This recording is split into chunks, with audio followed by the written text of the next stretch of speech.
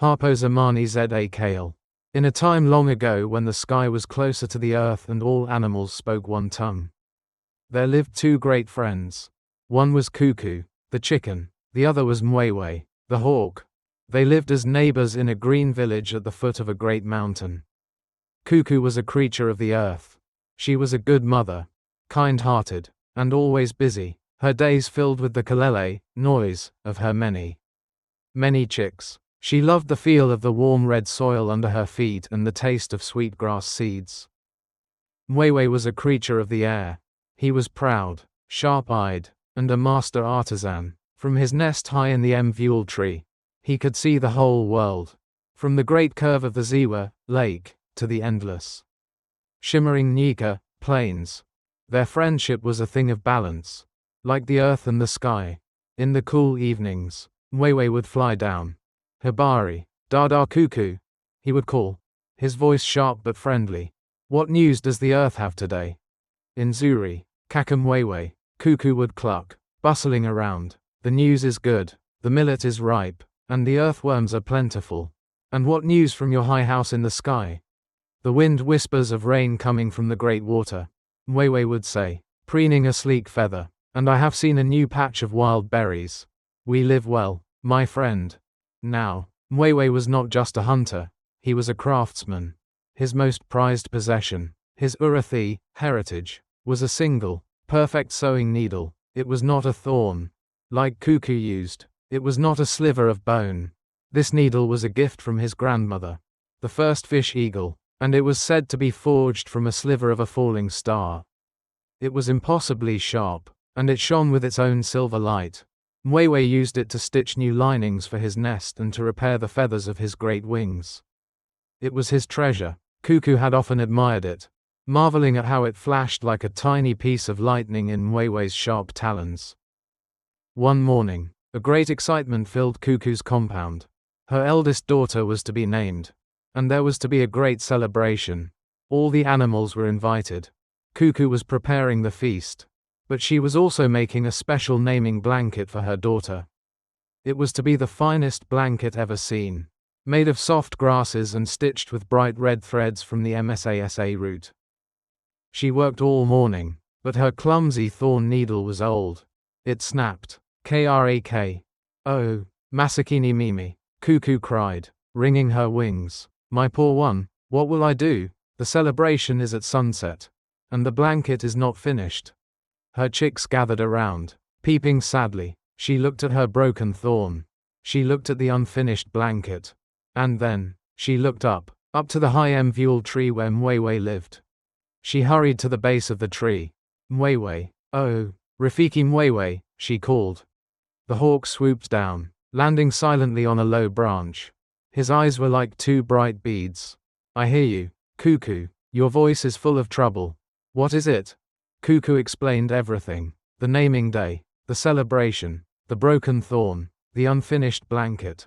And so, she finished, shuffling her feet in the dust. I have come to ask the greatest favor. Oh, generous Mwewe, king of the sky, could you, please, lend me your star needle?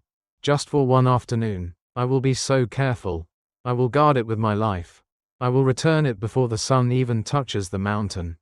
Mwewe was silent. He looked at Kuku. He looked at the sky. He did not like to let his needle leave his sight. It was the eye of his ancestors. Dada Kuku, he said slowly, you ask for a great thing. That needle is my history.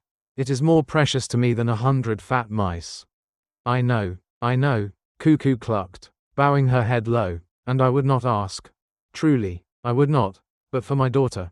The blanket must be perfect. Please, Rafiki Yangu, my friend. Mwewe looked at Kuku's anxious face. He heard the sad peeping of her chicks in the distance. He was proud, yes, but he was not without a heart. Very well, he said at last, with a great sigh. He flew to his nest and returned, holding the needle carefully in his beak. It shone, so bright in the morning sun. Take it, Kuku, but listen to my words.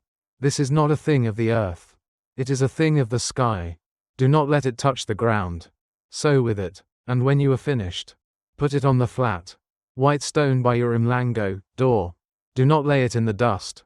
Do not put it in the leaves. On the white stone only. I will come for it at sunset. Do you promise? I promise, I promise, Kuku cried, overjoyed. On the white stone. I promise on the lives of all my children. Asante sana. Thank you, my brother. Mwewe placed the needle carefully on a clean leaf for her. Be careful, Kuku, he said one last time. And with a powerful flap of his wings, he rose into the sky and was gone. A small speck hunting towards the Ziwa. Kuku hurried back, holding the needle so carefully. She had never held such a thing. It was smooth and warm and seemed to hum in her beak. She sat in her yard and began to sew. Ah, it was a miracle. The needle flew through the tough grasses as if they were water. Shup shup shup, the stitches were tiny and perfect. The red thread looked brighter. The blanket was becoming a work of art. Kuku hummed a happy song as she worked. Her chicks, drawn by her humming, came to watch. Oh, Mama, they chirped. What a beautiful needle. It shines like a dewdrop. It is Mwewe's needle, Kuku said proudly. A needle from the stars. Now, stay back. Children, do not disturb me. I must finish this work. She sewed and sewed. The sun climbed high, past its peak, and began its long, slow journey to the west. The blanket was almost finished. Just a few more stitches. Peep, peep, peep. Suddenly, a terrible cry came from the edge of the compound. Kuku's head snapped up. It was one of her smallest chicks. Little Pelly, who had wandered too far. A large, grey Kobe, tortoise, was ambling by. And Pelly had gotten his foot stuck under its shell. Mama, Mama, help me, he shrieked. Pelly, Kuku cried in panic. Her mother heart jumped. In that 1 second, she forgot everything. She forgot the needle. She forgot the promise. She forgot the white stone. She dropped the nearly finished blanket and the star needle right where she sat. In a pile of dry leaves and soft dust. And ran as fast as her legs could carry her to save her child. She pulled Pelly free from the tortoise, who grumbled at the interruption. She soothed her frightened chick, smoothed his downy feathers, and scolded him gently. You must not wander, my child. The world is full of slow-moving feet. She carried him back to the compound, her heart still beating fast. All the other chicks ran to her, clucking and peeping, and in the confusion and relief of the moment, Kuku started giving them all a lesson on staying close to home. It was only when the sun, low and red, finally touched the top of the mountain that a cold shadow fell over the yard. Kuku looked up. Mwewe, the hawk, was perched on her fence. Habari, Kuku, he said, his voice quiet. The sun touches the mountain. I have come for my needle. As we agreed. It was as if a bucket of cold water had been thrown on Kuku. The needle. The needle. Oh! She gasped. Yes, the needle, of course. Kakayangu. 1 moment. She turned to the spot where she had been working. There was the blanket, but the pile of leaves. Where was the needle? She looked on the white stone by the door. It was not there. It is, just here, she muttered, her voice trembling. She walked back to the pile of leaves. She nudged it with her beak. Nothing. She pushed it with her foot. Nothing.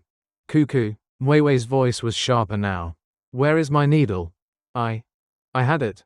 Kuku cried, a terrible panic rising in her throat. It was right here. I was sewing, and Pelly cried. The tortoise. I ran to save him. I put it down, right here. She began to scratch at the pile of leaves, her feet moving in a blur. Scritch scratch, scritch scratch. Dust and leaves flew into the air. You put it where? Mwewe's voice was low and dangerous. In the leaves. Just for a second. It must be here. Kuku was digging frantically now, scratching the red earth, pecking at every small pebble. Chicks, help me, find the shining needle. The little chicks, terrified by their mother's panic, began pecking and scratching, too, chirping, needle, needle, needle. Mwewe watched from the fence. The sun sank lower, and the silver light of the needle was nowhere to be seen. It had fallen into the dust, into the earth, and was gone, lost. You lost it, Mwewe whispered. He flew from the fence and landed in the middle of the yard. His wings were spread wide, and his shadow covered Kuku and all her children. Mwewe, please, Kuku wept, still scratching. It is here, I know it is.